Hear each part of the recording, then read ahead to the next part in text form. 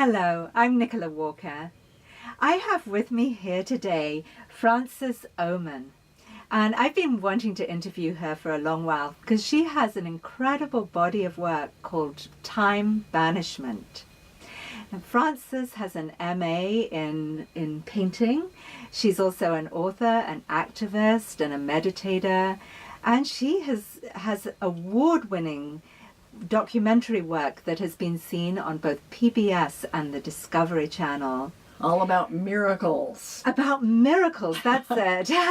which actually ties in very well with your work about time. So can you tell us how you came about the title Time Banishment? Well, our culture is so based on being in a hurry, getting there in time, meeting a deadline. Right. And these can be useful, but they're very destructive. Right. They're also illusions. So I am a student of the ageless wisdom teachings. Oh, wonderful. And basically, they all say, and science is now agreeing with this, that time doesn't exist. All there is now. Mm-hmm. So, but why don't we act like that? Why don't we act like there's all the time in the world? Oh no, I've got to, whatever. So, in all of the different skills that I learned in these different projects that I've worked on over the years, I brought to all of them my meditation practice, my experience of color from being a painter, and I also was trained as a color healer. I've been fascinated with color, the effects, what can color do? And there's a lot. We don't use color. We decorate. We were getting set up for the interview, and she said, "Oh yes." She said, "Right, don't we clash?" And it's like, "Oh no, no, this is a Matisse painting." So I see the power of color when someone just wears a certain color, or obviously in art, and using color to help trigger states of being that put you into the present. Oh, I love it. but at the same time, help you to create a specific future, your intentions, a specific future that you want for yourself. And what happens is it bypasses tons of other terrific techniques and approaches to being productive. And it's really fun. Oh, it sounds wonderful. So, I've read your book, and so you also talk about honoring the cycles in a project or whatever you're doing, and you infuse or integrate that kind of approach as well as the color, right? Oh yeah, we don't have a lot of ritual and rhythm or cycles. We usually know if it's day or night. But you wouldn't know because we turn the lights on and it could be anything. There's this huge power which heals and generates energy inside of yourself and makes things more sane when you actually complete the end of the day. So the time banishment system has a whole way of completing the end of each day, the end of each project, so that there's nothing left over, stretching into the next. Now, of course, you have your project. I teach project management too. So, of course, you have things that are going to be happening. But this rhythm, I teach people to discover their own natural rhythm. And I love that. Then we use colors on the calendar, and it looks like music. There's colors that trigger or jog or remind us what we're being in the moment. We're being in an experience of abundance. Oh, I love that. That's wonderful.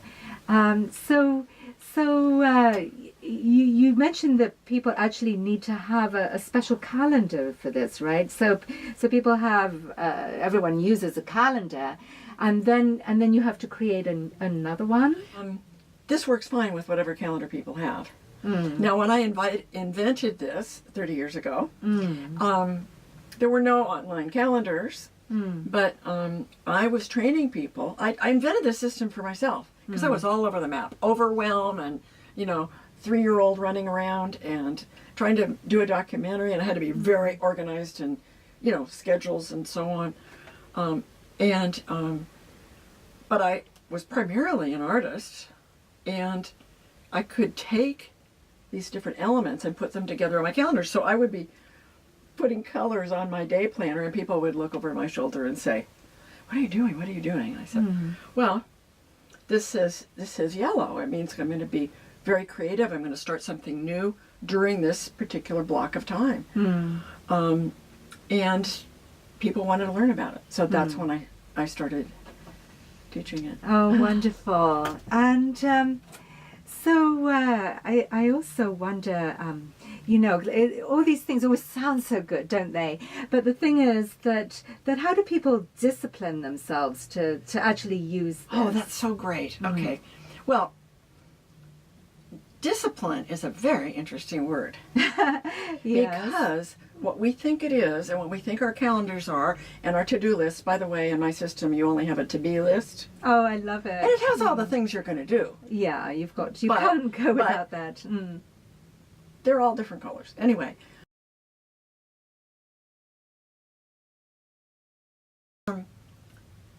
You really have to look at how you make yourself do stuff. You know? We're really hard on ourselves. And the calendar, you know, you can have this great calendar system and this organization of priorities of your actions that you want to do. And it sort of becomes this slave driver. It's like, you know, I'd really rather not know what my calendar says. I have one client who really resisted doing the calendar because she had all the money and time in the world, but something was missing. She learned the whole system and everything, and she thought it would cramp her style. Instead, she felt spontaneous, alive and in the moment, and more productive. She did, and she was using the calendar then, Yeah, and she still felt really alive and productive. That's fantastic. So we learn, people learn it by putting the colors on their calendar. So I have to just take credit for the fact that all of the online calendars have colors now. Little did they know that I invented this and put it up in the, what do they call it, the rain cloud of knowable things. Yes. And they stole it from me. But anyway, it makes it real easy for people now. I think there's just this collective unconscious, right? Yeah. And I've often created things, and I've gone online, and there it is. You know, someone in Australia is doing it, or something like that. Yeah. And so if somebody is sitting here thinking they would love to do this work, you know, to use color in this way so that they didn't feel so stressed out about time and they could actually accomplish some of the things that are really important to them, well, what would they do? What would be their next step? I do a free webinar. It's really a wonderful chance to delve into some of these experiences, because it's not like I'm teaching a system that you have to go and superimpose on something else. It's not a discipline. Where does the word discipline come from? Disciples. Oh, somebody who is so moved by something that they follow it because they want to. And that's what learning this does for people. If people master their experience of time, pretty much anything's possible. Like for someone who has a lot they want to accomplish, but they want to stay in the present. They want to tap the most that they are. Yes. And go for something outrageous. Go shoot for the moon, you know? Right. I would say shoot for the moon, and if you only land on the top of the mountain, so be it. That's wonderful. Well, thank you so much for joining me here today. And how can people get in touch with you? Yes, you can come to my website, timebanishment.com, and down at the bottom of the home page, click yes, and you can email me, and I will give you a free delicious taste of time banishment.